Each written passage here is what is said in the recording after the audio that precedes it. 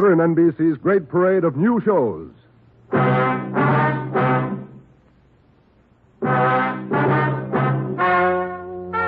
Ladies and gentlemen, the story you are about to hear is true. Only the names have been changed to protect the innocent. NBC brings you Dragnet.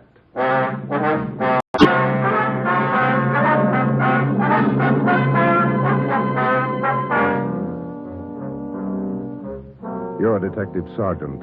You're assigned to narcotics detail. For more than 2 months, doctors' offices have been burglarized, hospital pharmacies pillaged, drugstores robbed, medical supply firms ransacked, with one purpose in mind: the theft of narcotics. The criminals are expert, cunning, vicious. Your job, get them. Dragnet, the documented drama of an actual crime, investigated and solved by the men who unrelentingly stand watch for the security of your home, your family, and your life. For the next 30 minutes, transcribed in cooperation with the Los Angeles Police Department, you will travel step by step on the side of the law through an actual case from official police files. From beginning to end, from crime to punishment, Dragnet is the story of your police force in action.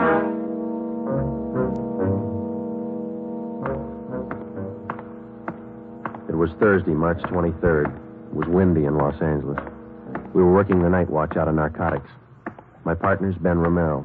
The boss is Ed Backstrand, chief of detectives. My name's Friday. I was on my way back from the record bureau, and it was 10:35 p.m. when I got to room 24. Narcotics detail. Yeah, okay. Well, we'll be right over. Thank you. Get anything, Joe? Nothing we don't know already. How about you? That was the county hospital on the phone. Doc Welch. Pretty fair lead. I told him we'd be right over. What's he got? One of our informants, Benny Trounsel. Ready? Let's go. What's with Benny? Bad shape. Somebody worked him over. They found him in an alley off of South Main. Yeah? Doc says Trounsel talked before he passed out. Anything good? He claimed he knows who's running the new dope racket in town. Says they got him. No, let's take the stairs here, huh? Why should they bother with small fry like Benny? That's what I'm wondering. Blackmail, maybe. Benny's still on the needle? Maybe that accounts for his story. Doc says his skull is fractured. Morphine doesn't do that to you. Yeah. Benny mention any names? I don't know. Doc didn't say. Here's the garage. Come on. When did they pick up Benny? About an hour ago.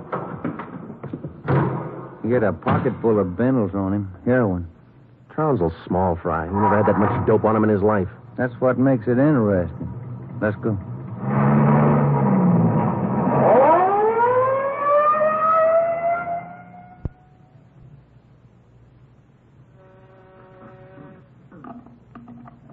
County Hospital? Yes, sir. The line is busy. Will you wait? Thank you. Can I help you, gentlemen? We'd like to see Dr. Welsh. She's expecting us. Your names, please. This is Sergeant Romero. My name's Friday, police officer. Oh, yes. Around the corner to your left, room 127. The doctor's waiting for you. Thank you. Come on, Ben. I hope Benny's still talking. We could sure use a lead. Yeah. Here it is. 127. Hiya, Ben. Joe? How are you, Doc? Anything new? Just left Trounsel upstairs. You think we can talk to him now? Won't do much good. He died about 6 minutes ago. For almost 2 years, Benny Trounsel, an addict himself, had been one of the most valuable informants Ben and I had in the narcotic gangs. More than once, he had helped us solve a case, but this time, if Benny Trounsel had any direct leads to the nerve center of the newest narcotic ring, he took them with him. Besides his dying accusation that the ring had gotten to him, he left behind only 2 small scraps of information. First, when he arrived at the county hospital, Dr. Welsh reported that Trounsel repeatedly muttered the name Patterson. Secondly, among the few personal effects found in his pockets was a good amount of heroin and a small piece of white paper with 2 words scrawled on it: Tucker Building. Benny Trounsel's body was taken to the county morgue, and the next morning it was posted. At the coroner's inquest, the cause of death was listed as a brain hemorrhage induced by severe blows by a blunt instrument on the sides and base of the skull, inflicted by a person or persons unknown. Besides Ben and myself, the only identification witness at the inquest was a woman who managed a rooming house in Benedict Alley, where Trounsel used to stay periodically. After the inquest, we questioned her briefly in our office. Miss Strite, you say you can't remember any friends Trounsel had while he stayed at your rooming house? No, I can't. Besides, if I knew that man used dope, I never would have rented him a room. How long did he rent from you, Miss Wright? About 6 months. I run a respectable house. I don't mind if my people drink a little now and then, but those dope users, no, sir. Did you know anything about Trounsel, Miss Wright? Where he spent his time, where he had his meals? Well, don't serve at my place. Too much trouble. Most of the people eat at the Ace lunchroom, down the corner. Where's that, Miss Strite? Grant and South Main, right on the corner. You think Trounsel might have spent some time He there? might have, I don't know. Miss Wright, did Trounsel ever mention anyone by the name of Patterson? No. Patterson? No. And you can't recall any friends he might have had? If he had any friends, he never set foot in my house. That's all I know. All right, Miss Wright, thank you. Here's a card, ma'am. If you come across any information about Trounsel, we'd appreciate it if you'd call us. All right. That all? That's all, ma'am. Thank you. Well, bye. Goodbye, ma'am. Big help. Yeah, not even a good identification witness. You got those listings we made on the Tucker building? Yeah. Yeah, let's see. Here it is. Okay, let me have it, huh? Tucker building, 7310 South Wilshire. I wonder what Benny Trounsel could have been doing out there. Shouldn't be too hard to check. It's a small building. Yeah. 6 listings for the whole place. A couple of law offices, real estate guy, dentist, architect, and a doctor. One dentist, one doctor. Could believe. Maybe. Pretty thin. Friday, Romero. You got a minute? Yes, Skipper. Come on, John. Yeah. What do you got, Ed? Letters. Here's a sample. Now listen to this. Chief of Detectives, Ed Backstrand, City Hall, Los Angeles. In view of mounting wave of narcotic robberies, strongly recommend that your efforts to curb this lawlessness be redoubled. They all like that? All of them. They're mad. Can you blame them? Not a bit. We haven't got much to go on, Chief. The gang's pretty smart. All right, then let's be smarter. There's no law against it. Doing our best, Skipper. Then make it better. I'm sick of that bunch, and I'm tired of these letters. And look at that record. In 2 months, 15 drugstore robs, 8 medical offices, 2 supply houses, 2 hospital pharmacies. Narcotics missing every time. Now, who's behind it? None of the old-timers. We've checked them out. Gone over every hype and mainliner we know of. All right, then get on the transients. New faces. Climb on every one of them that shoots the stuff. Until you get to that gang and break it. If you need help, holler. But get to that gang and break it. You understand? Okay, Skipper, we'll try. You dig up anything on that Trounsel case yet? Still checking out one lead. What? Slip of paper we found in Trounsel's pocket, Ed. Said Tucker building on it, that's all. Just going to check it out when you called. All right, hop on it. Fast. We got a lot of pressure on us. Keep in touch with the office. It was almost noon when Ben and I got out to the Tucker building. It was a 2-story affair, comparatively small, very modern. We checked with the dentist in the building first, but he'd never heard of anyone by the name of Benny Trounsel. His records and appointment books proved it out. Well, that's one down, Joe. Yeah? Let's try that doctor's office now. What's his name? Let me see. Springer. Dr. Fred Springer. He's on the 2nd floor. Okay, there's a stairway down there. Come on. Pretty close to lunchtime. Might not be in. Maybe. Somebody should be there. We haven't got much time to play with. Yeah. Chief sure was up in there this morning. Here's the office. Fred Springer, M.D. Good morning. May I help you, gentlemen? We'd like to see Dr. Springer, please. Do you have an appointment? No, we don't. Well, the doctor's not in at present. Would you like to make an appointment for later in the day? No, ma'am. We're police officers. This is Sergeant Friday. I'm Sergeant Romero. How do you do? I'm Miss Turner. I'm the doctor's nurse. Then you must take care of the appointment and record books for the doctor. Yes, I do. Well, maybe you can give us the information we're looking for, Miss Turner. Did the doctor ever have a patient by the name of Trounsel? Benny Trounsel? Trounsel? Mm-hmm. No, I don't think so. Just a moment. I'll check. Thank you. No.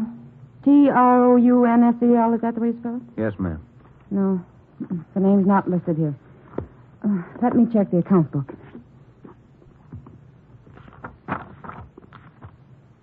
No. Wait. It's funny. What's that, Miss Turner? Here in the back of the book in the doctor's handwriting. Look. Trounsel. the Black Parrot. Certainly funny. I can't remember seeing that notation before. It must be fairly recent. Miss Turner, what kind of a clientele would you say Dr. Springer has? Oh, it's quite exclusive. Beverly Hills, Bel Air. That's where most of the bills are mailed. Can you recall seeing Trounsel in the office here, Miss Turner? Small man, thin, walked with a kind of a limp, not very well dressed? No, I don't think so. Doesn't sound like any of our patients. Would you show us the doctor's prescription lists for the last 2 months? We'd like to check them. Well, I'm afraid I can't. Dr. Springer keeps them in the safe. He's the only one who has the combination. How long you been with Dr. Springer? About 10 months. Ever since he started his practice out here. Where was he before that? Philadelphia. I don't understand all these questions. Is anything the matter? Just a routine check, Miss Turner. When do you expect the doctor back? About 4 this afternoon. He's out making home calls. All right. Here's our card. Would you ask him to call us as soon as he comes in? I'll do that. Thank you, Miss Turner. Bye. Goodbye. Bye. Oh, say, Miss Turner, there's one more question. Yes? Does Dr. Springer have a patient by the name of Patterson? Oh, yes. One of the doctor's first patients, John Patterson. He lives out on East Beverly Drive. When we left Dr. Springer's office, we called R&I. There was no make on John Patterson. Ben and I drove over to see him just on a hunch. It didn't pay off right then, but it showed a little promise. When the maid came to the door of the Swank apartment, she told us Patterson was out for the day. We asked her about Patterson's occupation. She didn't know.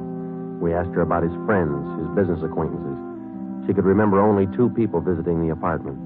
One of them was Dr. Springer, apparently a constant visitor. The other, a tall, dark man who spoke bad English. We asked the maid how long she had worked for Patterson. She said ever since he moved to Los Angeles, about 6 months before. A few things started to fall into place, but it was strictly a guesswork operation. Ben and I got in the car and headed for the south end of the city to check out some of the places Benny Trounsel was supposed to have frequented. We met a stone wall. From the Ace lunchroom near Benny's former rooming house to the Black Parrot.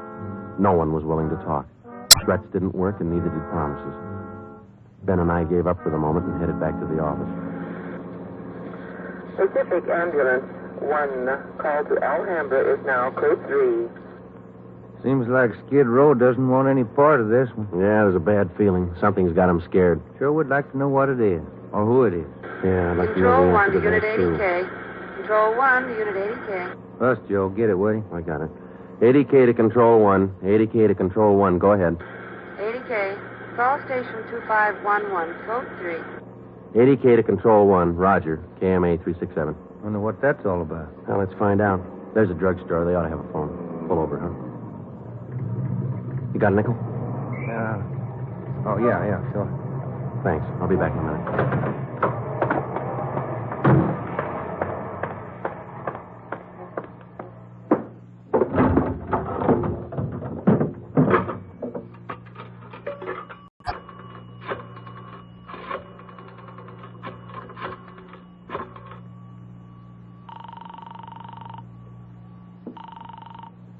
City Hall.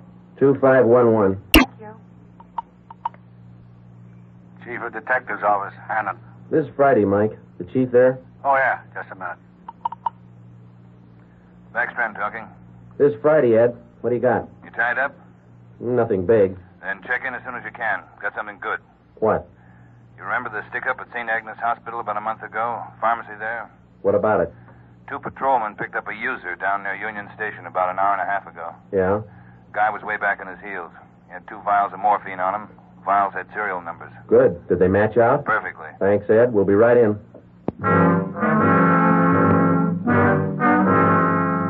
When Ben and I got back to the office at 3:52 p.m., we picked up Chief Ed Backstrand and went directly to the crime lab where Lieutenant Lee Jones analyzed the contents of the 2 vials taken from the suspect. Jones told us it was high-grade morphine. We went back to the office and double-checked the serial numbers on the vials with the crime report on the St. Agnes Hospital robbery. They matched. And there's a good break. These vials were in the loot when the gang knocked over the hospital 28 days ago. Now stay on the trail and we'll crack that gang wide open. This the arrest report on the guy, Ed? Yeah. Picked him up in a bar off South Main. Who is the guy? A transient? Yeah, here it is, man. James Steiner, Phoenix, Arizona, age 37, transient laborer. Anybody talk this guy yet, Ed? Not yet. He shouldn't be too hard. You better get on it. Right, Skipper. Come on, Joe. Check you later, Ed. What time you got, Ben? Let me see. 25 past 4. Phone call for you, Ben. Yeah, who was it? Your wife. Want you to pick up some aspirin and a bottle of nose drops for your kid on your way home. Oh, yeah, almost forgot. That the only call we had, Mike? That's right. Thanks. Well, You got that Dr. Springer's number, Ben? Yeah. Here it is. Crestview 55284. Thanks. Nurse said he'd call us around 4, didn't he? Yeah.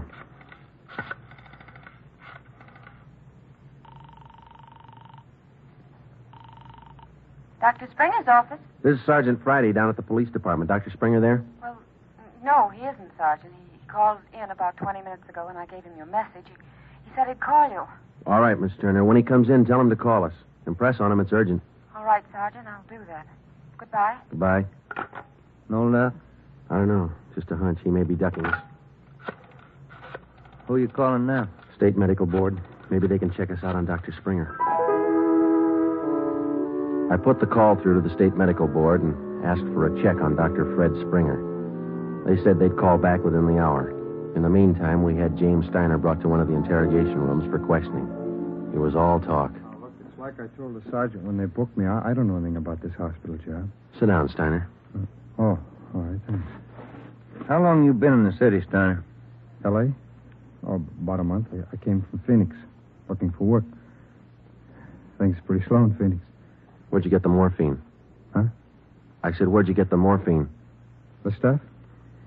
I bought it. Just for a pop now and then. I just play around with it. Just for kicks. Who'd you buy the vials from? Who? I don't know. The bar gave me a price. Which bar was that? Which bar? The Black Parrot. I'm not hooked. I just play around with it just for kicks. What did the guy look like, Steiner? What did he look like? I don't know. Tall, I guess. Would you remember him if you saw him again? Remember? Sure. I talked to him a couple of nights at the bar. Was he on the stuff? Was he a hype? Hype? Yeah, maybe. Tall fella, dark. You shooting the stuff? Shooting the stuff? No, I'm no mainliner. I never took in the veins in my life. I told you, I'd do it just for kicks, just to pop now and then. Take off your shirt. Let's see your arms. Huh? My arms? Come on, take it off. Well, Who are you kidding, Steiner? Your arm looks like a pincushion. I told you, just once in a while, just for the kicks. I'm not hooked on it. They found 2 vials of stolen morphine on you, Steiner. You can go 2 ways, hard or easy. Hard or easy? I told you I ain't done nothing. I bought this stuff. I use a cap or a bindle once in a while for kicks, but I'm not hooked. I bought the stuff, I tell you. Who was he, Steiner? Who sold it to you? Who? I told you I met him in a bar, the Black Parrot. Who was he? He was tall. Dark. He gave me a good price. Come on, let's have it, Steiner. His name. I'm feeling sick. You got something for me? I'm sick. All right. Mike. Yeah, Joe. Get some milk. A couple of quarts right away. Okay. You ready to tell us, Steiner? Who was he? I'm sick. I'm sick. We're getting some milk for you now. Come on, you better talk. Max. That's all he said. Name was Max. He gave me a good price. I only take a pop now and then just for kicks. You think you could point him out for us? Yeah. Maybe. I'm sick. Sick. Narcotics, Romero. Hello. This is Dr. Springer calling. You wanted to talk to me. Yes, we did, Doctor, and we've got a few questions we'd like to ask you. Oh, hold on just a minute, will you? It's Dr. Springer, Joe. All right, tell him we got to see him tonight. We'll call him back later. Dr. Springer? Yes? Sorry, Doctor. We'll have to see you later on tonight. You be at home? Well, I have an appointment this evening. Would you mind telling me what this is all about? Sure, Doctor. It's about a man named Benny Trounsel. Oh. I see. And if you don't mind, we'd like to check over your prescription list with you. Yes. I'll cancel my appointment. You can contact me here at home. 1538 South Road. I'll be here all night. All right, Doctor. Thank you. We'll see you later, then. Yes. Goodbye. Goodbye.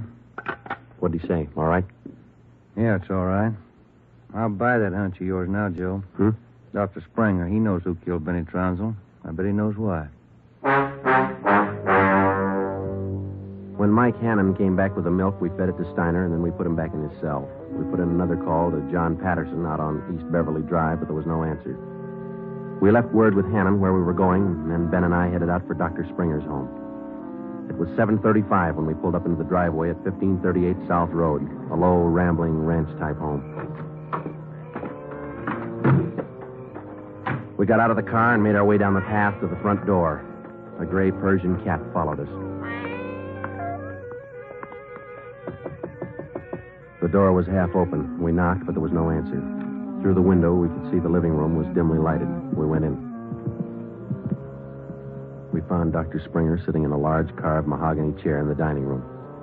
The room was hung with draperies. He was slumped forward, face down on the dining table. There was a bullet hole in his right temple. On the floor near his right hand was a .32 automatic pistol. In the center of the dining table was a piece of white paper. Looks like he beat us. Yeah. Any names in that confession? One says he killed Trounsel. No, wait a minute. It says, John Patterson. He forced me to this. What? I don't know. What's it look like to you? Here's another one. Norberg. That's all it says. And then he signed his name, Dr. Fred Springer. Ben, come over here. Look at these. Hypodermic needle. It works. Is this morphine? White powder. Could be. Then he was on it himself. Looks like it. We'll find out when they post him. I'll get it. Yeah. Sergeant Friday there, please. This is Joe, Mike. What do you got? Can you talk all right there? Yeah, go ahead. Just got a kickback on your call to the state medical board on this Dr. Fred Springer. Mm-hmm. He's not a registered physician in the state of California. Besides that, his license was revoked in Pennsylvania 2 years ago. Illegal operations. That explains it. Notify homicide. Get the crime lab in the corner out here, will you? Looks like Springer shot himself. Okay, Joe, right away. We'll wait for him, but hurry him up, Mike. We got a couple more places to check out tonight. Okay, Joe, see you later. Right. What's next? Patterson place? I don't know. Maybe we ought to try Steiner first. Sounds good to me. Feels like we're getting close. Yeah, Ben. Real close. 12 minutes later, homicide and the crime lab men checked in at the Springer house, and Ben and I checked out. We went back to the office and found Ed Backstrand waiting for us. We told him our story, and he sent 2 men out to keep an eye on the Patterson place. 2 other men went to work to try and track down the other name in Springer's confession note, Norberg. Ben and I went up to the county jail and picked up Steiner. The 3 of us started out to look for the man who sold Steiner the 2 vials of morphine stolen from the hospital pharmacy a month before. The man's name was Max. He was tall and dark. That was all we knew. The rest of it was up to Steiner. 2 other men from the detail, Davis and Emerson, came along with us to take care of Steiner if anything went wrong. Our first stop was the Black Parrot Tavern. Davis parked the car in an alley down the street. Steiner, Ben, and I got out and walked the rest of the way. You understand what you're supposed to do, Steiner? Me? Yeah. I go in first and sit at the bar. You 2 will follow me. I sit at the bar, and if I see Max, I give you the sign. That's okay, huh? That's right. And you don't try to break for it. Break for it? Me? I told you, I'm squaring with you guys. All right, Steiner. Go ahead. Let's hope it works, Joe. Yeah. There he goes inside. Come on. Now, look, try to grab one of the booths along the wall if you can, huh? Right. Here we are.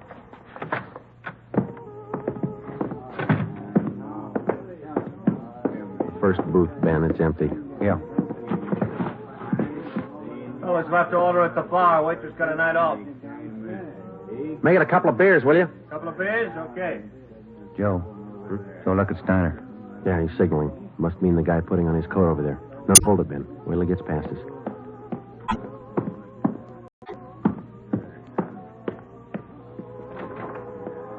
All right, get Steiner back to the car. I'll tail the guy. You come after me.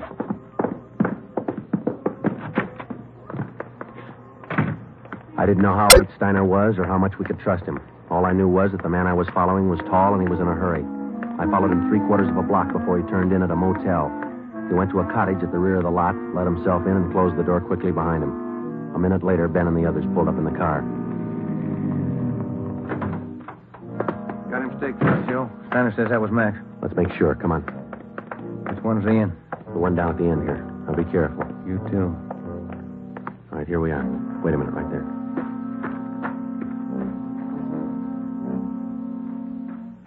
Look, there's no rear door. He's got to come out the front. Keep the door clear. You ready?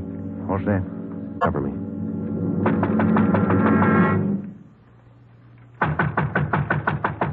Open up in there. Who is it? Police officers, open up. Just a minute. All right, Ben, give it back to him. Don't shoot. We'll come out. All right, throw your guns out first, then come out with your hands behind your head and make it fast. Watch it, Ben. He's making a break. All right, mister. That's far enough. Get out of my way. Get out of Get him, Ben. That's good, Ben. You all right? He didn't mean it, Copper. He didn't mean it. He didn't know what he was doing. Well, that must be a good excuse, lady. A lot of people use it. Come on, Ben. Let's take him in.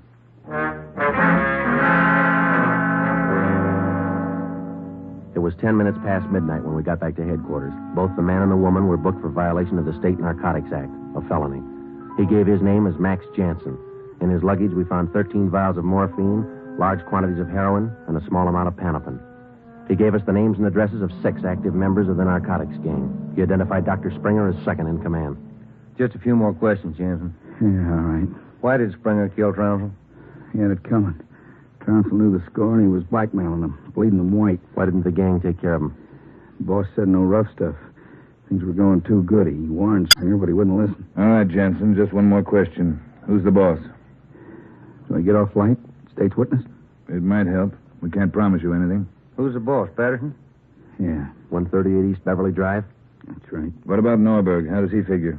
It's the same guy. Patterson and Norberg, both the same. And what's his real name? Norberg. Tony Norberg. What's his front? He's legitter. He used to be importing business. Where? Here. Got an office downtown. Do I get protection? Where's Norberg now? Home out in Laurel Canyon. Do I get protection? I thought you said he lived out on East Beverly. His apartment, his home's out in the canyon. Where? What's the address? Do I get protection? You'll get protection. Wind Way. 860 Wind Way. All right, Friday. Romero, take some men with you.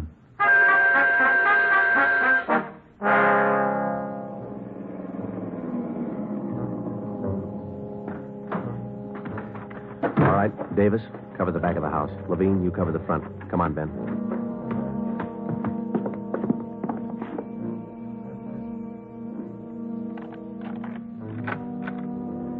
Yes? Mr. Norberg in? Who's calling? Police officers. Oh, come in, won't you? Thank you. Now get your hands up. Face the wall. You'll never make it, lady. The house is surrounded. Tony, get the stuff. It's our only chance. They'll cut you down, Norberg. All right, Jeannie, give him the gun. Don't be a fool. They're going to march out the door in front of us, right to the car. I'm not going, Jeannie. Try it if you want. I'm not going. All right, Tony, stay. Come on, coppers. You'll never make it, lady. I said move. Fast. All right, Ben, hit the dirt. She's going for the car. See if you can get those tires.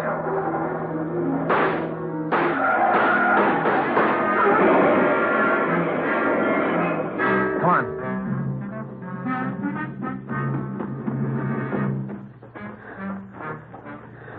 Dan?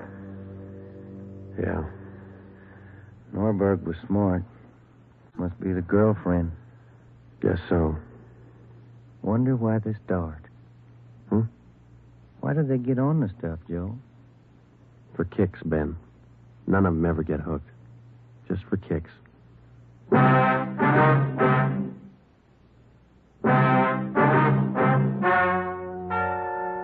story you have just heard is true. Only the names were changed to protect the innocent.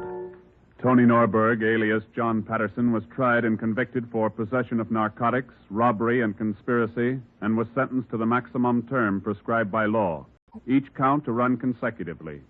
He died 3 years and 11 days after his arrival at the state penitentiary.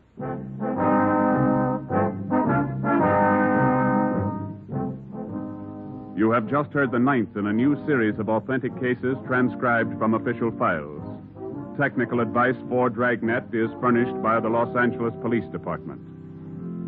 Tonight's program is dedicated to Chief Erskine Fish of the North Sacramento Police Department, who on the night of August 11th, 1935, gave his life so that yours might be more secure.